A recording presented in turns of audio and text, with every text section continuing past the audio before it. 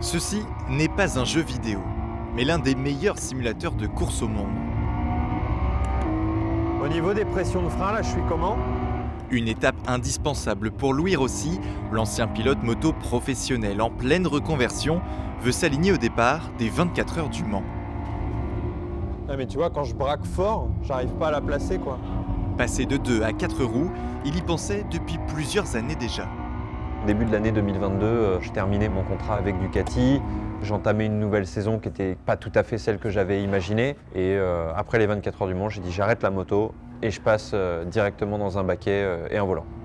Il découvre ici le grand circuit, lui qui a gagné le Grand Prix de France Moto en 2012 sur le Bugatti, plus petit. Son passé de pilote moto lui fait gagner un temps fou dans l'apprentissage, mais cela ne fait pas tout. Ouais, mais 1000 fois trop tard, quoi. Quand je monte dans la voiture, les images, la vitesse des images qui arrivent, je sais la gérer parce qu'en moto ça arrive très vite aussi.